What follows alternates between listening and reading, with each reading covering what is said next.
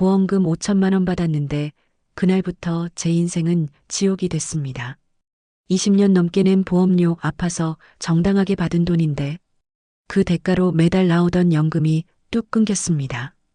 5년이면 2천만 원, 10년이면 4천만 원이 날아간 겁니다.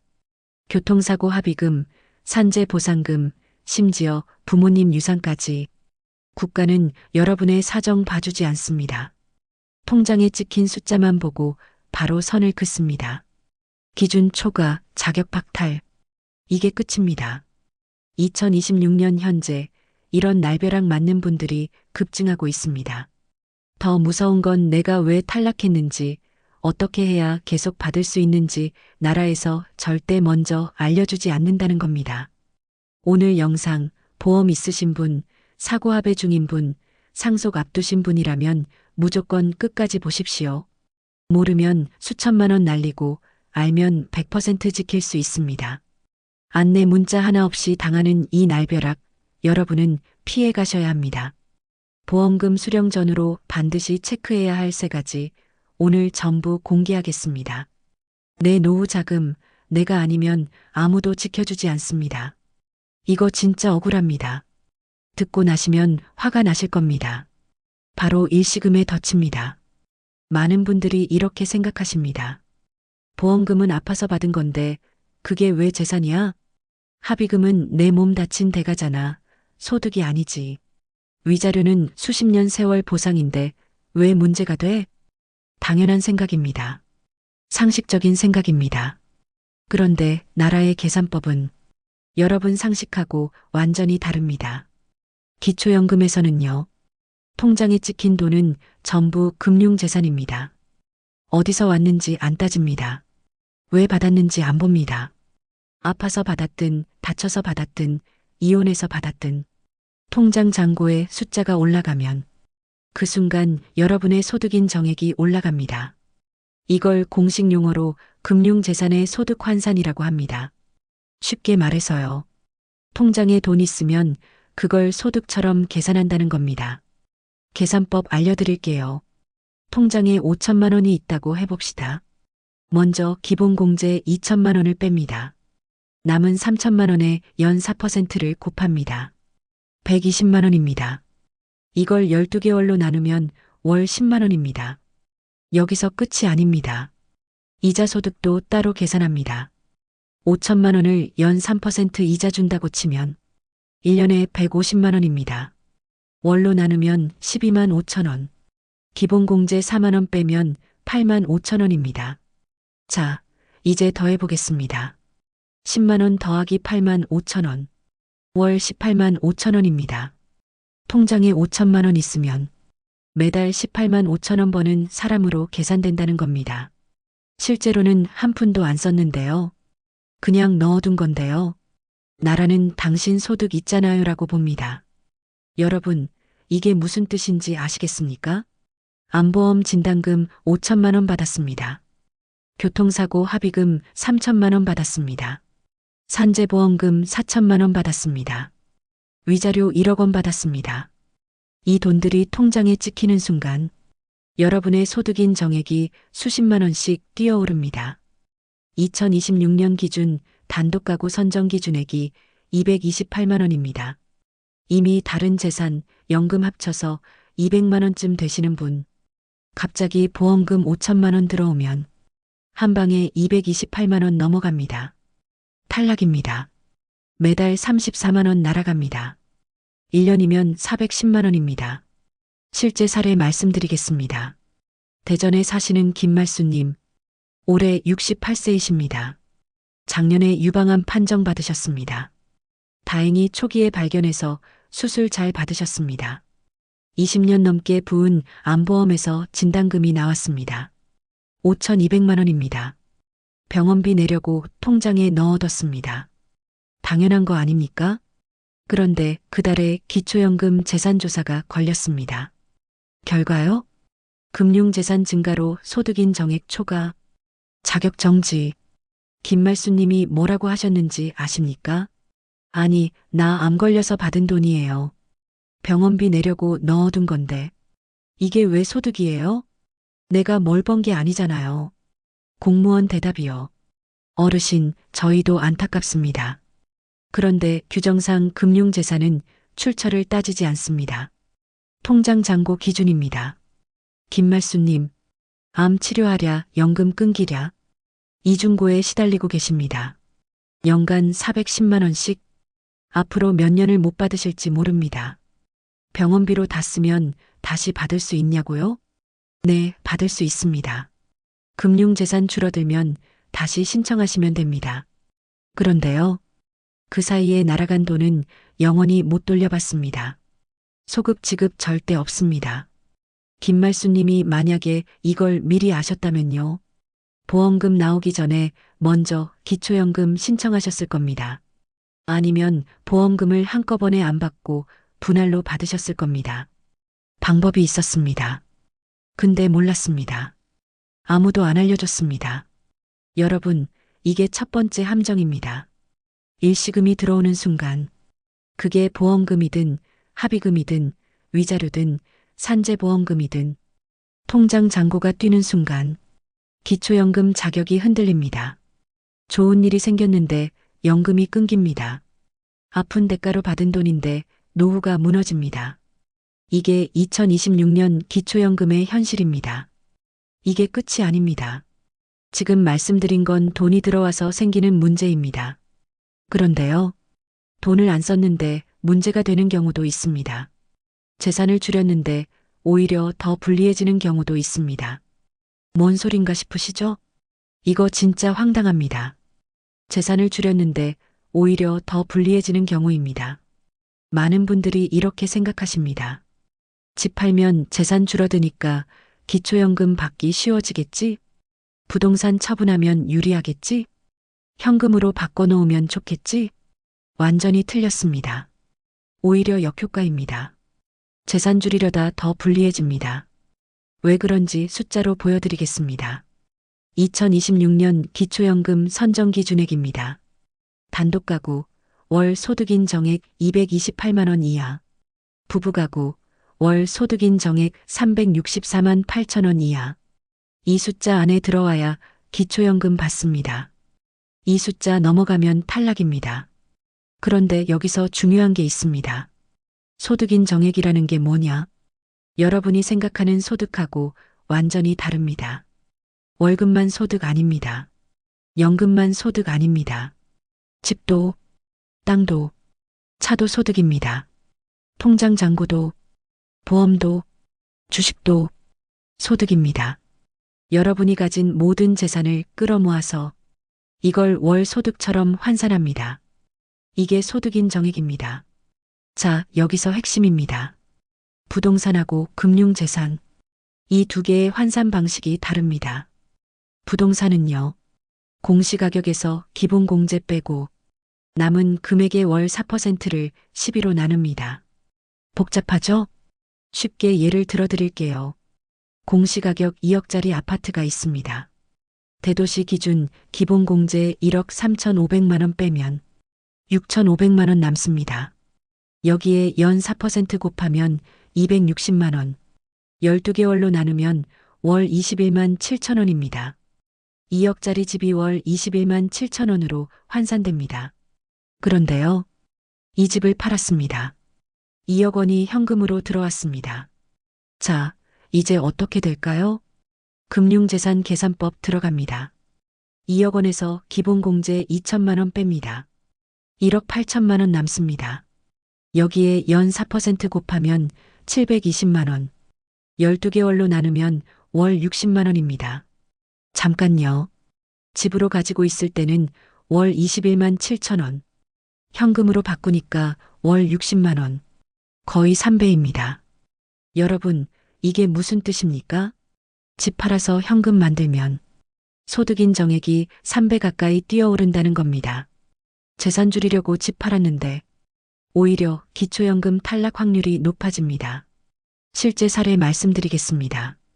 경기도 안산에 사시는 박정아님, 올해 66세이십니다. 시골에 조그만 땅이 있었습니다. 공시지가 8천만 원짜리, 농사도 못 짓고 그냥 놀리는 땅이었습니다. 이 땅 팔아서 현금으로 바꿔놓으면 기초연금 받기 좋겠다. 이렇게 생각하셨습니다. 땅 팔았습니다. 7,500만 원 받았습니다. 통장에 넣어뒀습니다. 그리고 기초연금 신청하러 가셨습니다. 결과요? 탈락입니다. 왜요? 땅으로 가지고 있을 때는요. 8천만 원에서 농어촌 기본공제 7,250만 원 빼면 750만 원. 월로 환산하면 2만 5천 원 수준이었습니다. 그런데 현금 7,500만 원으로 바뀌니까요. 기본공제 2천만 원 빼고 5,500만 원. 월로 환산하면 18만 원이 넘습니다. 7배가 뛰었습니다.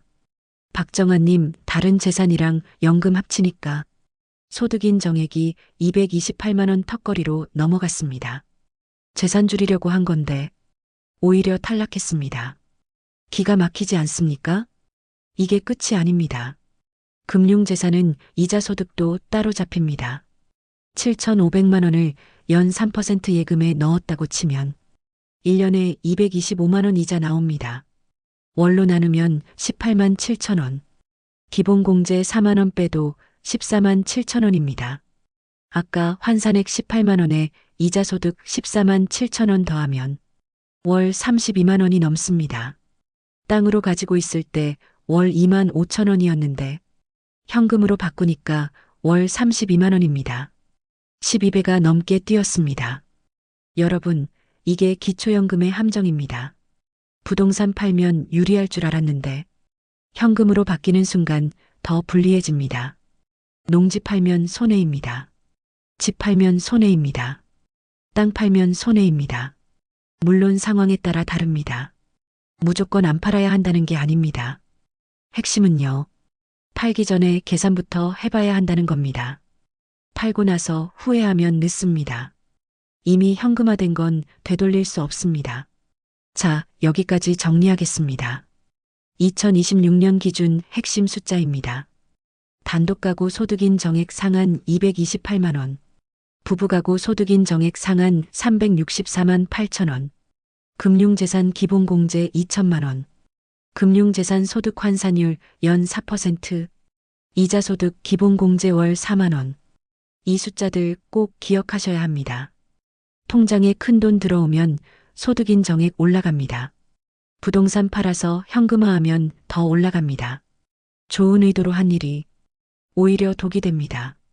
그런데 여러분, 지금까지 말씀드린 건 재산 문제입니다. 사실 더 무서운 게 있습니다. 지금부터 정말 중요합니다. 왜냐하면요. 몰라서 당하는 게 아니라 확신해서 당하는 거거든요. 나는 알아. 이건 당연히 이렇지. 이렇게 믿고 계신 것들. 그게 전부 틀렸을 때, 그때 진짜 큰일 납니다. 5가지 치명적인 오해, 그리고 실제로 당하신 분들 이야기 하나씩 보여드리겠습니다. 가장 많이 걸려드는 것부터 갑니다. 상속받은 땅은 내가 산 게 아니니까 괜찮겠지? 전혀 그렇지 않습니다. 부모님 돌아가시고 물려받은 재산. 내가 돈 주고 산 게 아닙니다. 내 의지로 취득한 것도 아닙니다. 그런데요. 내 명의로 등기되는 순간 그건 100% 내 재산입니다. 형제가 여러 명이라서 공동 명의로 상속받았습니다. 아직 분할도 안 했습니다. 누가 가져갈지도 안 정했습니다. 그래도요. 내 지분만큼 재산으로 잡힙니다. 충북 청주에 사시는 이장호님. 올해 67세이십니다. 3년 전에 아버지가 돌아가셨습니다. 충남 논산에 시골 땅이 있었습니다. 형제 4명이 공동으로 상속받았습니다. 공시지가 4억 원짜리. 이장호님 지분은 1억 원입니다. 팔자고 해도 형제들 의견이 안 맞습니다. 큰형은 팔자, 둘째는 더 기다리자, 막내는 연락 두절. 결국 3년째 방치 중입니다. 그런데요. 이장호님 기초연금 신청했더니 이 땅 지분 1억 원이 재산으로 잡혔습니다.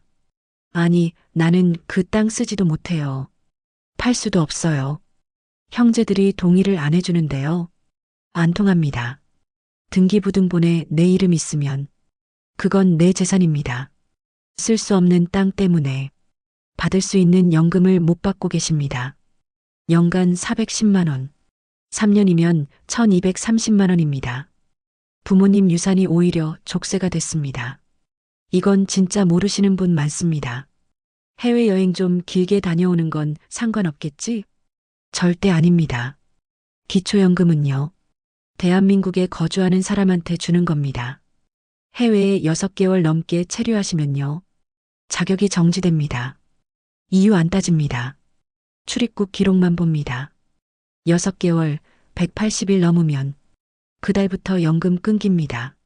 서울 강서구에 사시는 최영자님, 올해 71세이십니다.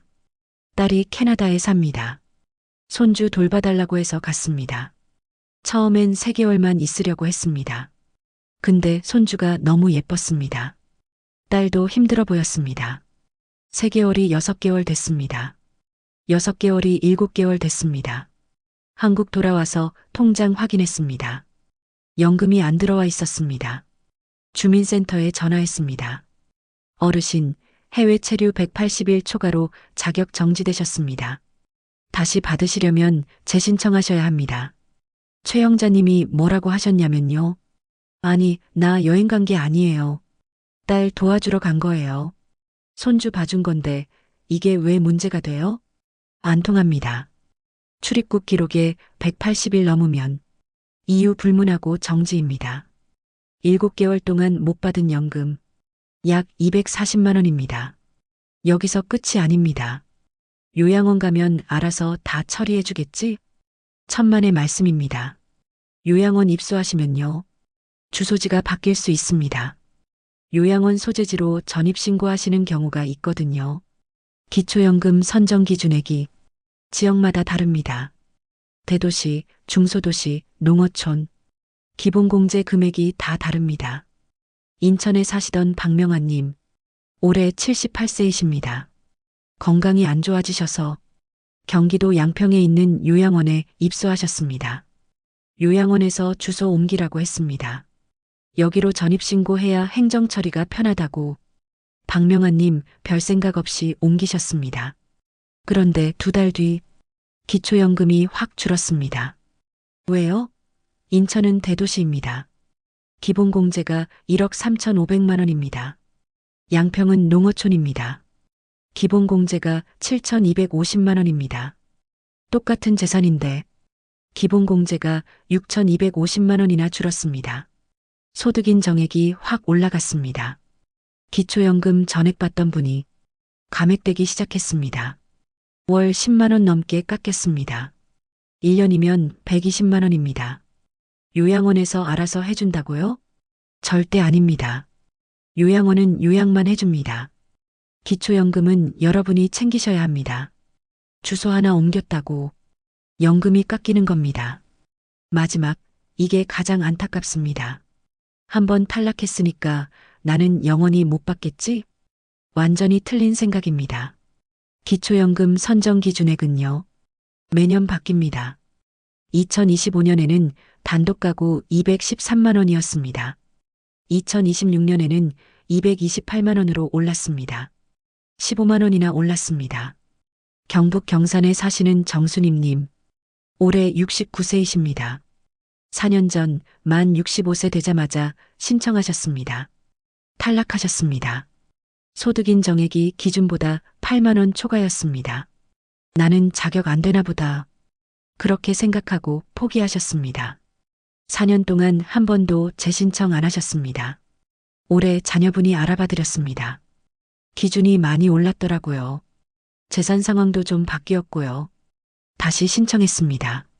통과됐습니다. 정수님님, 그제서야 받기 시작하셨습니다. 그런데요, 4년 동안 못 받은 연금 1,640만 원입니다. 이 돈 돌려받을 수 있냐고요? 절대 없습니다. 한번 탈락했다고 포기하셨다가 1,640만 원 날리신 겁니다. 여러분이 알아서 챙기셔야 합니다. 탈락 통보 받으셨어도요. 올해 다시 신청해 보셔야 합니다. 상황이 완전히 달라졌을 수 있습니다. 오늘 이 영상이 여러분 인생을 바꾼 겁니다. 지금까지 말씀드린 건 피해 사례였습니다. 사실 더 무서운 게 있습니다. 여러분이 당장 내일이라도 당할 수 있는 숨어 있는 위험들입니다. 이거 모르시면 진짜 큰일 납니다. 나는 실수한 것도 없는데 왜 걸리지? 이런 경우입니다. 본인은 아무 문제 없다고 생각합니다. 떳떳하게 살았습니다. 숨긴 것도 없습니다. 그런데 어느 날 갑자기 기초연금이 끊깁니다. 감액되거나 부정수급자로 몰립니다. 왜요? 여러분이 모르는 사이에 이미 걸려 있었던 겁니다. 4가지 숨은 위험. 하나씩 알려드리겠습니다. 첫 번째 숨은 위험입니다. 자녀 보증 한번 서줬다가 인생이 꼬이는 경우, 자녀가 사업한다고 합니다. 대출 받는데 보증 좀 서달라고 합니다. 내가 돈 빌리는 것도 아니고 이름만 빌려주는 건데 뭐, 이렇게 생각하고 도장 찍으셨습니다. 그런데요, 연대보증 서면요, 그 채무가 내 재산에 영향을 줄 수 있습니다. 자녀가 사업 잘 되면 다행입니다. 근데 안 되면요? 자녀가 대출 못 갚으면요? 그 빚이 부모한테 넘어옵니다. 아니, 나는 보증만 선 거지 돈 빌린 게 아니잖아요. 안 통합니다. 연대보증은요, 빌린 사람이랑 똑같은 책임입니다. 더 무서운 건요, 기초연금 재산조사할 때 이 보증 채무가 조사 대상이 될 수 있습니다. 경남 창원에 사시는 한정수님, 올해 70세이십니다. 5년 전에 아들 사업자금 보증 서줬습니다. 8천만 원짜리 대출이었습니다. 아들 사업이 안 됐습니다. 대출 연체가 시작됐습니다. 한정수님한테 독촉장이 날아왔습니다. 아버지 명의로 보증 서셨으니까 아버지가 갚으셔야 합니다. 기초연금 받고 계셨는데요. 재산조사에서 이 보증 채무가 걸렸습니다. 복잡한 심사가 들어갔습니다. 결국 연금이 몇 달 동안 지연됐습니다. 자녀 도와주려고 한 건데 본인 노후가 흔들린 겁니다. 두 번째는 명의만 빌려줬다가 날벼락 맞는 경우가 있습니다. 이거 정말 많습니다. 자녀가 차 사는데 보험료가 비싸다고 합니다. 아버지 명의로 해놓으면 보험료 싸요. 어차피 제가 타는 건데 명의만 빌려주세요. 별 생각 없이 해줬습니다. 그런데요, 기초연금에서는요, 명의자 기준으로 재산을 봅니다. 자녀가 타는 차라도요, 내 명의면 내 재산입니다. 그 차가 4천만 원짜리 전기차라면요, 고급 차량으로 분류됩니다. 월 소득 인정액에 30만 원 넘게 추가됩니다. 아니, 나는 그 차 한 번도 안 탔어요. 아들이 타는 건데요. 내 차가 아니잖아요. 안 통합니다. 등록증에 내 이름 있으면 그건 내 차입니다. 부산 해운대에 사시는 강태식님, 올해 68세이십니다. 아들이 테슬라 사면서 아버지 명의로 등록했습니다. 보험료 아끼려고요. 강태식님, 기초연금 신청하러 갔습니다. 탈락입니다. 어르신, 본인 명의 차량이 4천만 원 이상이시네요. 고급 차량으로 분류돼서 기준 초과입니다. 강태식 님이 뭐라고 하셨냐면요.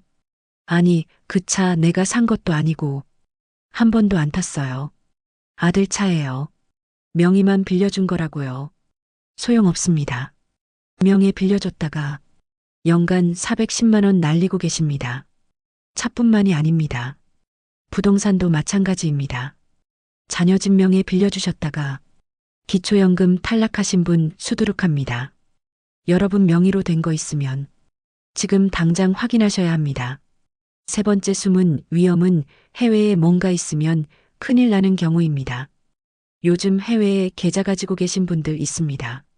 자녀가 미국에 살아서 달러 계좌 만들어둔 경우, 해외 주식 투자한다고 미국 증권 계좌 있는 경우, 예전에 이민 생각해서 해외에 부동산 사둔 경우, 이거 다 신고 대상입니다. 그런데 많은 분들이 모릅니다. 해외에 있는 건 한국에서 모르겠지. 큰 착각입니다. 나라끼리 금융정보 교환합니다. 자동으로 넘어옵니다. 기초연금 신청할 때요. 해외 금융자산도 조사 대상입니다. 신고 안 하고 숨겼다가 나중에 적발되면요. 부정수급으로 처리됩니다. 받은 연금 다 토해내야 합니다. 가상금까지 붙습니다. 서울 송파구에 사시는 윤석현님. 올해 72세이십니다. 20년 전에 미국에 작은 콘도 하나 사뒀습니다. 5만 달러짜리. 지금 시세로 7천만 원 정도. 까먹고 있었습니다. 기초연금 신청할 때 신고 안 했습니다. 2년 뒤에 적발됐습니다. 해외 자산 미신고로 부정수급 판정. 2년 동안 받은 연금 820만 원. 전액 환수 통보. 거기다 가상금까지. 윤석현 님이 뭐라고 하셨냐면요. 아니, 나 숨기려고 한 게 아니에요. 진짜 까먹은 거예요. 20년 전에 산 거라 생각도 안 했어요. 안 통합니다. 모르고 안 했어도 고의로 숨긴 거랑 똑같이 처리됩니다. 해외에 뭐라도 있으신 분, 지금 당장 정리하셔야 합니다. 모르고 넘어가면 나중에 몇 배로 돌아옵니다. 최근에 급증하는 네 번째 숨은 위험입니다. 가상화폐, 코인 가지고 계신 분, 주의하셔야 합니다. 비트코인은 은행 통장이 아니니까 안 잡히겠지? 불확실합니다. 지금 기초연금에서 가상화폐를 어떻게 보는지 지자체마다 기준이 다릅니다. 어떤 데는 금융재산으로 봅니다. 어떤 데는 아직 기준이 없습니다. 방향은 하나입니다. 점점 더 잡겠다는 겁니다. 가상화폐 거래소, 실명 인증 의무화됐습니다. 국세청이랑 정보 연동됩니다. 조만간 기초연금 재산조사에도 가상화폐가 들어올 겁니다. 지금은 괜찮아도 내년엔 어떻게 될지 모릅니다. 코인 가지고 계신 분, 미리 정리하시거나 아니면 신고할 준비하셔야 합니다. 나중에 갑자기 걸리면 소급해서 다 토해내야 할 수 있습니다. 머리가 복잡하시죠? 아, 이것도 조심하고 저것도 조심하고 도대체 뭘 어떻게 하라는 거야? 그래서 준비했습니다. 지금부터 말씀드리는 것만 체크하시면 됩니다. 여기서부터 제일 중요합니다. 8가지입니다. 하나라도 해당되시면 기초연금 위험 신호입니다. 지금 바로 점검하셔야 합니다. 종이 한 장 꺼내세요. 아니면 핸드폰 메모장 여세요. 하나씩 체크해 보시겠습니다. 먼저요. 최근 1년 안에 목돈 들어온 적 있으십니까? 보험금, 합의금, 위자료 받으셨습니까? 산재보험금 받으셨습니까? 경매 배당금 받으셨습니까? 이 중에 하나라도 있으시면 그 돈이 지금 통장에 남아 있으면 위험합니다. 체크하세요. 그 다음, 상속받은 재산 중에 정리 안 된 거 있으십니까? 부모님 돌아가시고 물려받은 땅, 형제들이랑 나눈다 하면서 아직도 공동명의로 있는 거 있으시면 위험합니다. 내 지분만큼 재산으로 잡힙니다. 체크하세요. 이것도 확인하셔야 합니다. 형제나 가족이랑 공동명의로 된 재산 있으십니까? 부동산이든 땅이든 건물이든 내 이름이 같이 들어가 있으면 내 지분만큼 내 재산입니다. 있으시면 체크하세요. 또 있습니다. 해외에 6개월 넘게 나가실 계획 있으십니까? 자녀 집에 놀러 가실 계획, 해외여행 길게 계획하신 거, 요양차 해외 체류 계획하신 거, 180일 넘으면 연금 끊깁니다. 계획 있으시면 체크하세요. 이건 어르신들 많이 해당되십니다. 요양원이나 요양병원 입소 예정이십니까? 입소하시면 주소지 바뀔 수 있습니다. 주소지 바뀌면 기준이 달라집니다. 입소 예정이시면 체크하세요. 자녀분 계신 분들 잘 들으세요. 자녀한테 연대보증 서주신 적 있으십니까? 사업자금 대출 보증, 전세자금 대출 보증, 모든 보증 서주신 거 있으시면 위험합니다. 체크하세요. 이거 의외로 많습니다. 내 명의로 되어 있는데 남이 쓰는 거 있으십니까?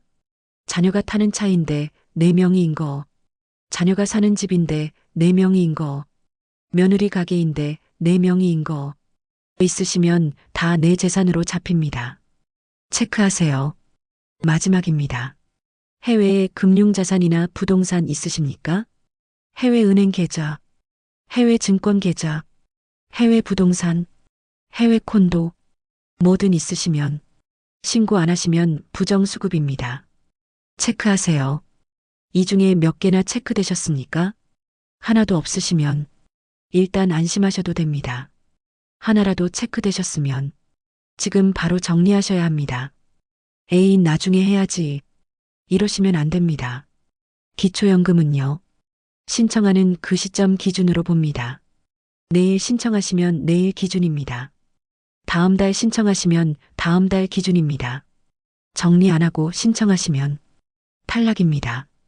지금부터가 진짜입니다. 끝까지 들으셔야 합니다. 아까 체크리스트에서 해당되는 거 있으셨죠? 그거 어떻게 정리하는지 지금부터 하나씩 알려드리겠습니다. 어렵지 않습니다. 그냥 따라만 하시면 됩니다. 보험금이나 합의금 받을 예정이신 분, 타이밍을 조절하셔야 합니다. 기초연금 먼저 신청하세요. 신청해서 수급자 되시고요. 그 다음에 보험금 받으세요. 순서가 중요합니다. 보험금 먼저 받고 신청하시면 통장 잔고 때문에 탈락합니다. 신청 먼저 하고 보험금 받으시면 일단 수급자는 되신 겁니다. 물론 나중에 재산조사에서 걸릴 수 있습니다. 그때 가서 조정받으시면 됩니다. 아예 탈락하는 것보다 낫습니다. 그리고요, 보험금을 한꺼번에 안 받는 방법도 있습니다. 보험회사에 전화하세요. 연금형으로 전환할 수 있습니까? 물어보세요. 한 번에 5천만 원 받는 거랑 매달 50만 원씩 나눠 받는 거랑 소득인 정액 계산이 완전히 다릅니다. 연금형으로 받으시면 금융재산 폭증 없이 받을 수 있습니다. 꼭 확인해 보세요. 그 다음, 상속받은 재산 정리하셔야 하는 분, 형제들이랑 협의하셔야 합니다. 우리 이 땅 어떻게 하자? 누가 가져갈 거야? 아니면 팔아서 나누자. 이 얘기 안 하고 미루시면 계속 내 재산으로 잡힙니다.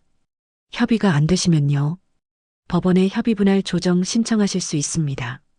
아니면 내 지분만 매각하는 방법도 있습니다. 복잡하시면요, 주민센터 가셔서 상담받으세요. 상속받은 부동산 때문에 기초연금이 안 되는데 어떻게 하면 됩니까? 이렇게 물어보시면 방법 알려줍니다. 혼자 끙끙 앓지 마세요. 해외 장기 체류 계획 있으신 분, 180일 넘기시면 안 됩니다. 자녀 집에 가시더라도요, 5개월 안에 한번 들어오세요. 잠깐 들어오셨다가 다시 나가시면 체류 일수가 리셋됩니다. 비행기 값 아깝다고요? 6개월치 연금이 200만 원입니다. 비행기 값보다 비쌉니다. 꼭 계산해 보시고 결정하세요. 요양원 입소 예정이신 분, 입소하시기 전에요, 주민센터에 먼저 전화하세요. 제가 요양원 입소하면 주소지 옮겨야 합니까? 주소지 옮기면 기초연금 어떻게 됩니까? 이거 먼저 확인하세요. 요양원에서 주소 옮기라고 하면 무조건 따르지 마세요. 잠깐만요. 제가 확인 좀 해보겠습니다. 이렇게 말씀하시고 주민센터에 물어보신 다음에 결정하세요. 주소 하나 때문에 연금 깎이는 거 너무 억울하잖아요. 명예 빌려주신 거 있으신 분, 지금 당장 정리하셔야 합니다. 자녀한테 전화하세요. 야, 내 차명에 내 걸로 바꿔라. 내 집 명에 내 걸로 해라.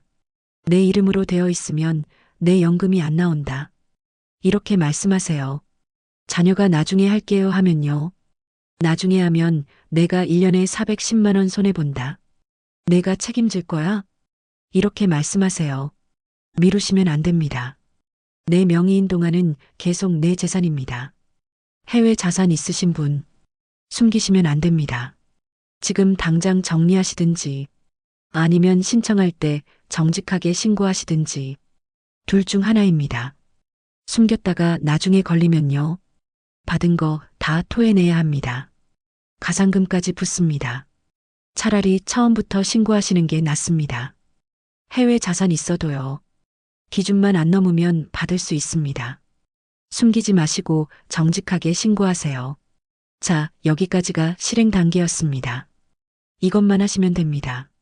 어렵지 않죠? 여기서 끝이 아닙니다. 기초연금만 받으시면 안 됩니다.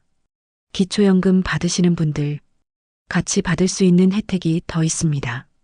이거 모르시고 기초연금만 받으시는 분, 정말 많습니다. 몇 가지만 알려드릴게요. 첫 번째, 장기요양 등급 신청하셔야 합니다. 거동이 불편하시거나 치매 증상이 있으시거나 혼자 생활하기 어려우시면 장기요양 등급 받으실 수 있습니다. 등급 받으시면요. 요양보호사가 집에 와서 도와줍니다. 목욕도 시켜주고 청소도 해주고 밥도 해줍니다. 비용의 85%를 나라에서 내줍니다. 신청은 국민건강보험공단입니다. 전화번호 1577-1000입니다. 두 번째, 에너지 바우처 신청하세요. 기초연금 받으시는 분 중에 소득이 낮으신 분들, 여름에는 전기요금, 겨울에는 난방요금, 나라에서 지원해줍니다. 1년에 최대 18만 원 넘게 지원됩니다. 신청은 주민센터에서 하시면 됩니다. 에너지 바우처 신청하러 왔습니다. 이렇게 말씀하시면 됩니다. 세 번째, 노인 맞춤 돌봄 서비스 있습니다. 혼자 사시는 어르신, 건강이 안 좋으신 어르신, 안부 전화도 해주고, 말벗도 해주고, 병원도 같이 가주고, 이런 서비스 무료로 받으실 수 있습니다. 주민센터에 신청하시면 됩니다. 네 번째, 국민연금 실버론 있습니다. 갑자기 목돈이 필요하신데 은행에서 대출이 안 되시는 분, 국민연금 받고 계시면요. 저금리로 대출 받으실 수 있습니다. 금리가 연 2%대입니다. 은행보다 훨씬 쌉니다. 최대 1천만 원까지 빌리실 수 있습니다. 국민연금공단에 전화하세요. 번호는 1355입니다. 다섯 번째, 의료비 감면 받으실 수 있습니다. 기초연금 받으시면서 기초생활수급자나 차상위계층이시면 병원비 대부분을 나라에서 내줍니다. 본인 부담금이 거의 없어집니다. 해당되시는지 주민센터에서 확인해 보세요. 기초연금만 받으시면 손해입니다. 받을 수 있는 건 다 받으셔야 합니다. 여러분이 평생 낸 세금입니다. 당당하게 받으세요. 오늘 정말 긴 여정이었습니다. 함정도 알려드렸고, 오해도 깨드렸고, 실제 피해 사례도 보여드렸고, 숨은 위험도 알려드렸고, 체크리스트도 드렸고, 실행 방법도 알려드렸습니다. 그런데 여러분, 오늘 이 영상 보셨다고 끝이 아닙니다. 행동하셔야 합니다. 지금 당장 하실 수 있는 거 2가지 알려드릴게요. 오늘 당장 하실 것. 하나, 통장 정리하세요. 은행 앱 다 열어보세요. 새마을금고, 신협, 농협, 우체국까지. 잔고 얼마인지 확인하세요. 적금 만기일 언제인지 확인하세요. 모르고 있던 휴면 통장 없는지. 금융감독원 내 통장 찾기에서 확인하세요. 인터넷에 금융감독원 내 통장 찾기 검색하시면 됩니다. 둘, 내 명의로 된 거 확인하세요. 차량 등록증 확인하세요. 등기부등본 확인하세요. 내 이름으로 되어 있는데 남이 쓰는 거 있는지. 오늘 저녁에 가족들이랑 얘기해 보세요. 혹시 내 명의로 된 거 있어? 기초연금 때문에 정리해야 돼. 이렇게 말씀하세요. 이 2가지만 오늘 하셔도 절반은 성공입니다. 나머지는 주민센터 가셔서 상담받으시면 됩니다. 기초연금 신청하려고 하는데요. 제 상황에서 뭘 조심해야 합니까? 이렇게 물어보세요. 친절하게 알려줍니다. 혼자 끙끙 앓지 마세요. 여러분, 기초연금 1년에 410만 원입니다. 10년이면 4천만 원입니다. 이 돈이요. 여러분이 평생 일하시고 세금 내시고 자녀 키우시고 나라 발전에 기여하신 대가입니다. 당연히 받으셔야 할 돈입니다. 오늘 이 영상 보셨으니까 이제 아실 거 다 아신 겁니다. 남은 건 행동뿐입니다. 오늘 영상이 도움이 되셨다면요. 구독 버튼 꾹 눌러주세요. 여러분이 구독해주시면 이런 정보 더 많이 만들어 드릴 수 있습니다. 기초연금뿐만 아니라 노후에 도움되는 정보 앞으로도 계속 올려드리겠습니다. 그리고요. 주변에 이 영상이 필요하신 분 있으시면 꼭 공유해주세요. 부모님한테 보내드리세요. 형제들한테 보내드리세요. 친구분들한테 보내드리세요. 이 영상 꼭 봐라. 나도 몰랐던 거야. 이렇게 말씀하시면서 보내주세요. 이 영상 하나가 누군가의 수천만 원을 지켜줄 수 있습니다. 여러분의 든든한 노후, 제가 끝까지 응원하겠습니다. 진심으로 감사드립니다. 다음 영상에서 또 뵙겠습니다.